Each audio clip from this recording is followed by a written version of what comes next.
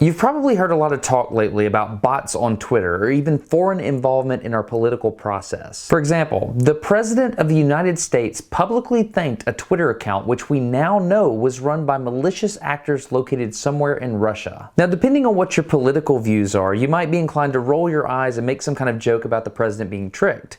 But this is far more than that. This reply is totally something I would do. If an account with over 100,000 followers tweeted something nice to me, I think an appropriate response would be thank you, because that person is clearly very influential. When you look closer at this tweet and really start to think about it with an unbiased point of view, you start to realize the incredible act of deception here. And I'm not just talking about deceiving the president to reply, I'm talking about the 100,000 people that signed up to follow this account thinking that it was a group of like-minded people located in Tennessee when it was actually a malicious puppeteer sitting somewhere across the globe. Twitter is under attack. It's a beautiful platform made for free, open discussion about different ideas, but the people that are attacking Twitter every day are trying to control the discussion so they can ultimately control those ideas. The goal is to promote tribalism and sow discord in society. This is the second part of a 3-part series we're doing on Smarter Every Day about attacks against our social media platforms, and we're going to address today what Twitter calls platform manipulation. Today we're going to look at data and we're going to talk to experts face to face so we can understand what these malicious people are trying to do,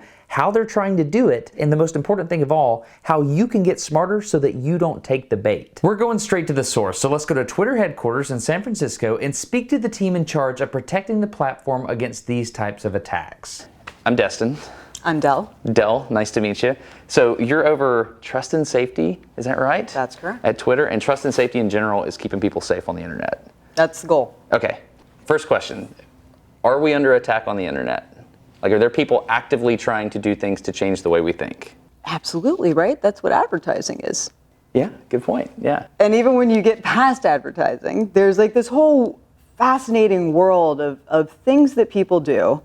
And the reason that I kind of pause when people say attack is that people who are trying to get the word out about something they believe in, or who are trying to raise awareness of something, engage in a lot of the same behaviors that you might think of when you're actually talking about somebody who's trying to maliciously skew the information available on a given topic. There's another issue you're probably hearing a lot about on Twitter these days, and that's accounts getting censored or suspended. The first reason is Twitter's value system. You can go read about that on their website if you want, but I'm just going to tell you straight up, that's beyond the scope of what I want to get into in this episode of Smarter Every Day. Like, if Twitter is censoring people because of their ideas, Twitter has to own that. However, on the flip side, I also need to understand that there is a battle going on behind the scenes to try to keep the platform usable and free from manipulation. If you were to make your own social media platform, you'd have to make a decision between two extremes. On the one side, you could run it like the Wild West, which kind of sounds nice at first until you realize that anything goes and stuff starts to clutter up like your spam folder. On the other side, you could be a totalitarian, but that's not good for liberty or free expression. So the trick here is to do a balancing act. You want to make the most amount of people on the platform happy, but at the same time have just enough rules so you keep the platform usable. So back in the day, we had the trending topics. And the original way that we did trending topics was that it would just be, what are the things that are being talked about the most on Twitter? Mm-hmm. In a way, they were under attack, if you will, because the top trend every day was Justin Bieber. Yeah. We were under attack.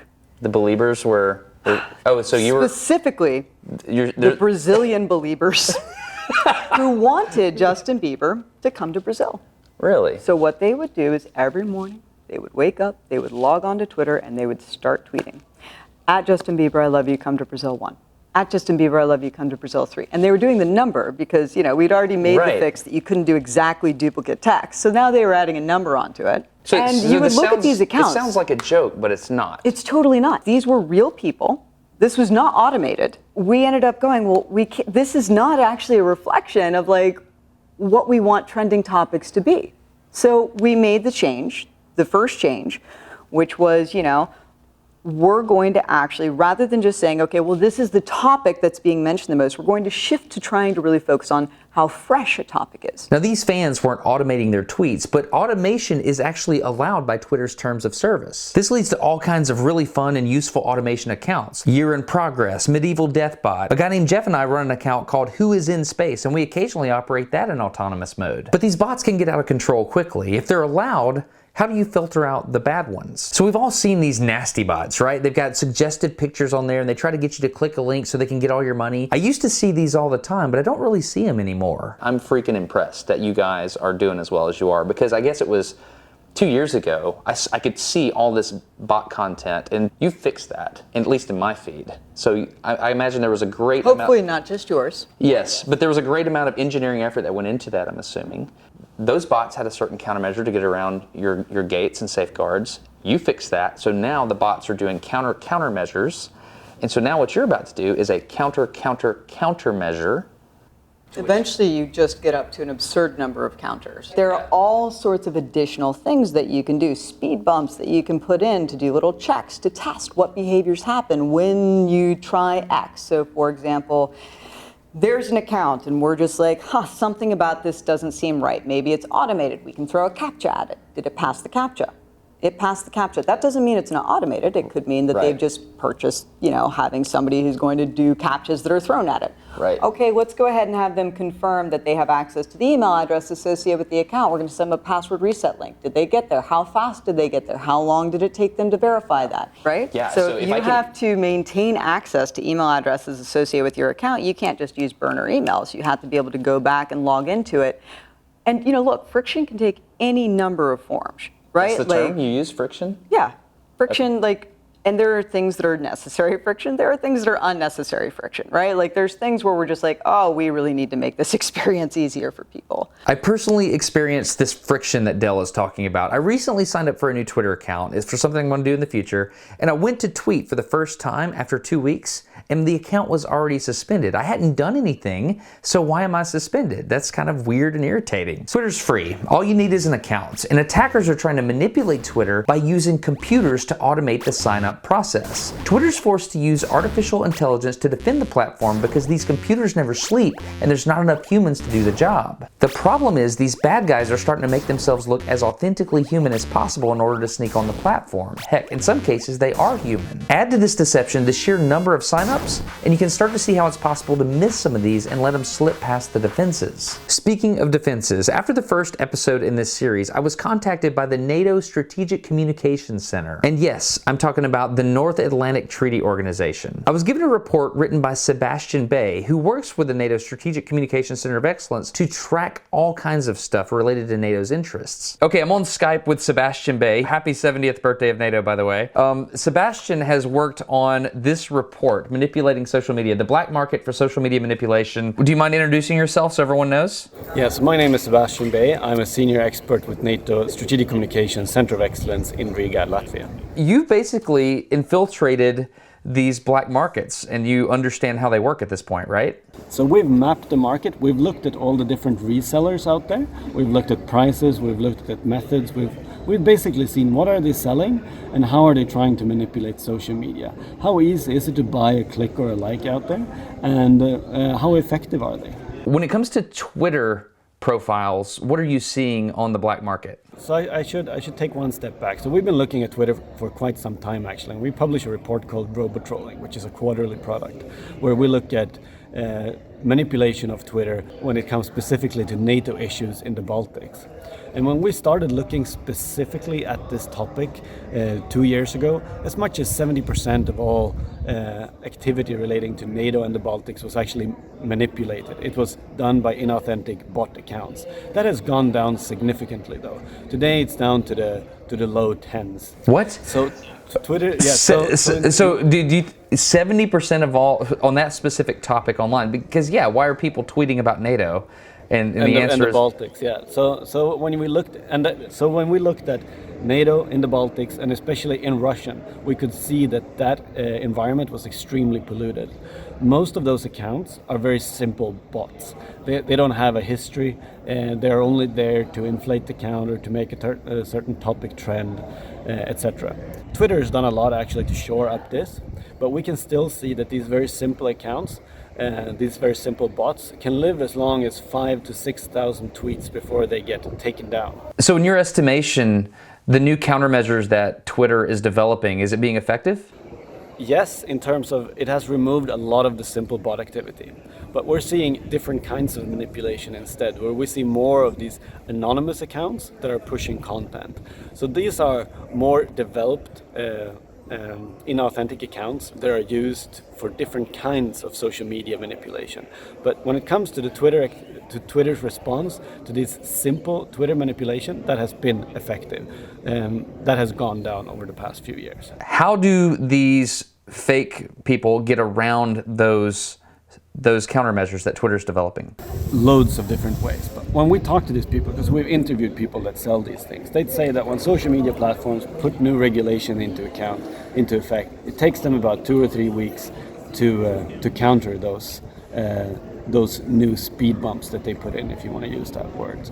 And they do that by being inventive, simply by trial and error. If they put in a CAPTCHA service, well, they do ways to break that. If they put geofencing on IP addresses, they use proxies, etc., etc. So it's become more difficult, but we're seeing so far we don't see any limitation on the supply side. So you can buy fake activity on Twitter, for an example, within 15 minutes if you have a PayPal account. Many of the people we've spoken to that do this engineering, there are people that live in developing countries, but also in developed countries. So the people that buy and sell these services on the black market are obviously intelligent, and they're there with intent. There's automated bots, they're actual humans. What is it they want to do on the platform? To try to figure this out, let's go back to talk to Renee DiResta. She's an expert in understanding social media manipulation. So my understanding is the game on Twitter is to try to amplify inauthentic behavior using like a bot or an account that you've taken over or something like that. Is that how the game works? Yes. So what you want to do is you want to get your message to reach the greatest number of people. And so you'll have bot accounts that just do it in an automated way, but Twitter's gotten better at detecting those. So then you have people who literally sit there and operate the account some percentage of the time. Sometimes it's an agency, sometimes it's just a regular person.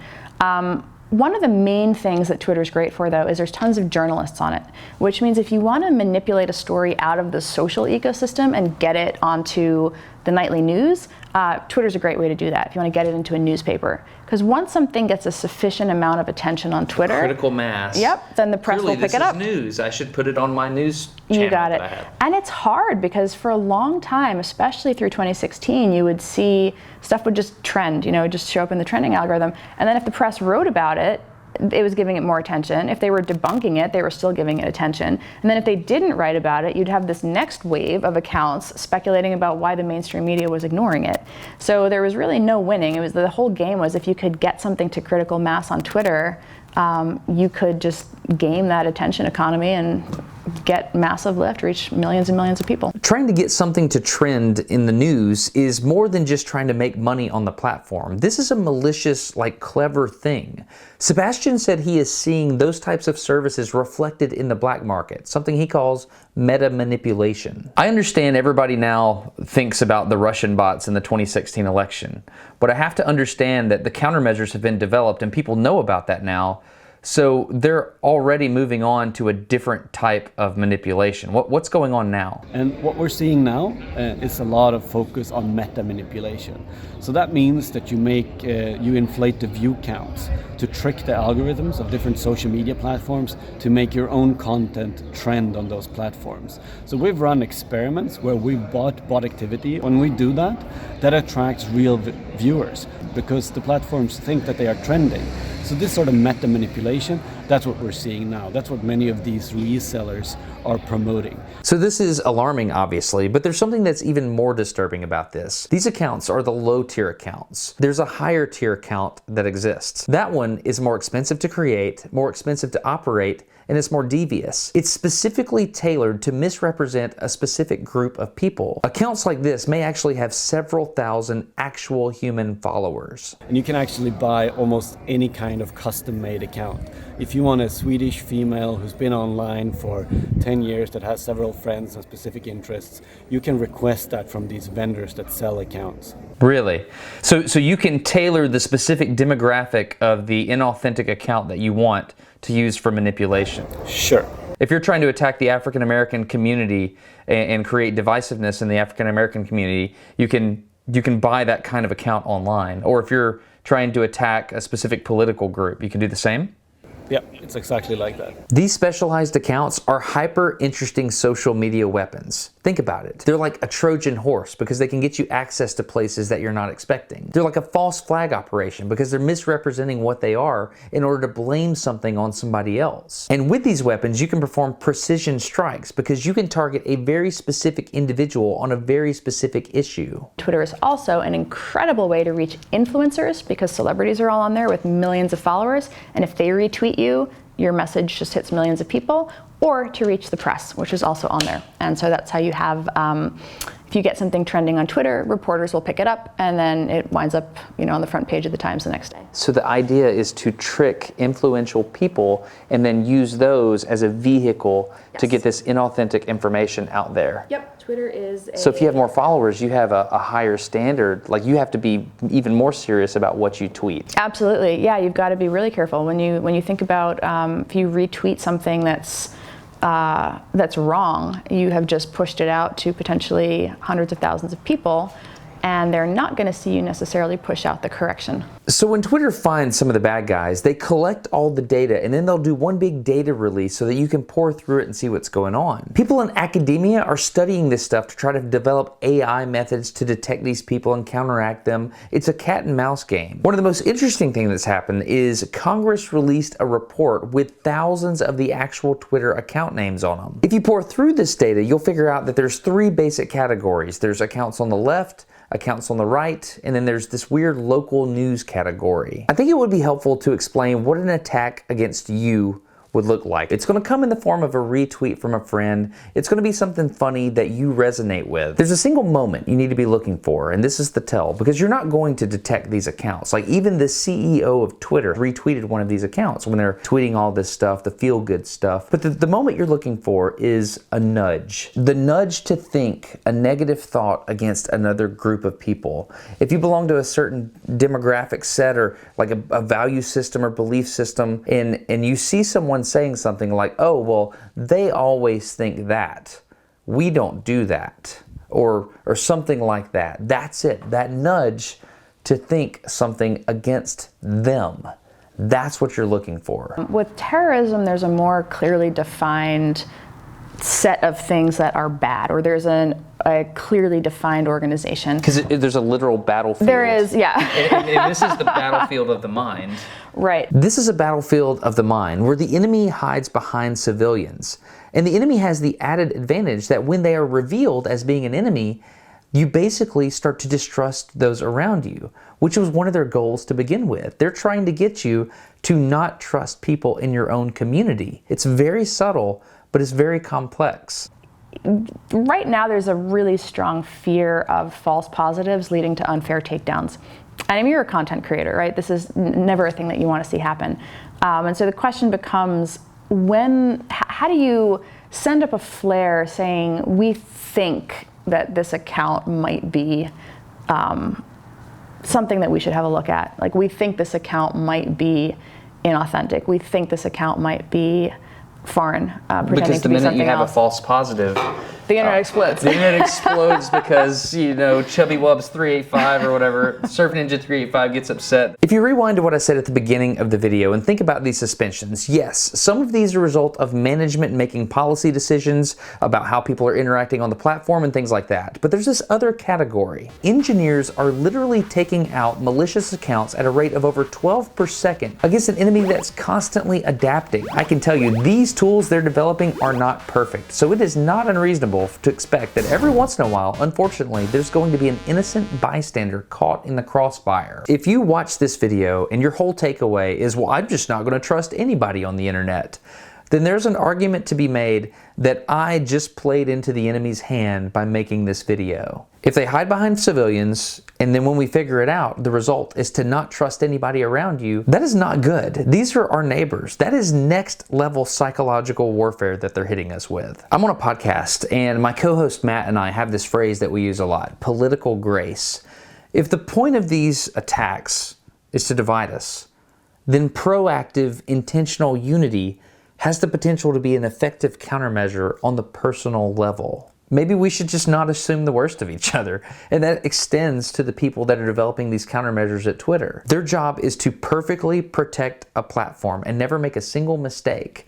And frankly, it's an impossible job that never ends. Do you feel like in some cases you're overmatched? I think that we always try to assume that we are not as advanced as the people who are trying to attack us, because assuming otherwise basically puts you in a position where it's easy to develop blind spots. Right. If we are always assuming that this is an arms race and that we should never be patting ourselves on the back going, all right, we got all the countermeasures in place, we're always going to assume that it's evolving quickly, and that we have to stay on top of it. And that's really the only way you can think about it. Big thanks to everybody. I noticed on the last video you were commenting on the video specifically to boost it in the algorithm. That means you get it. Thank you so much. Also, I'm going to do something weird. I've never done this on Smarter Every Day, but I'm going to tell you about my Twitter account. I normally don't talk about my Twitter account, but come on. I mean, if there's ever a video to tell you about my Twitter account, this is it. So I think if I align this neon head up right there, you should be able to click on it and go to a page where I've set up all my Twitter accounts. I've got @SmarterEveryDay, which is the channel, of course. I've got @Destin and a couple of other surprise ones I don't normally talk about. So there you go. You can go click on the Twitter stuff. I hope this video earned your subscription. This is a lot of work. That's an understatement. So I hope you enjoy this content. Please feel free to share it. I'm Destin. You're getting smarter every day. Have a good one. Bye.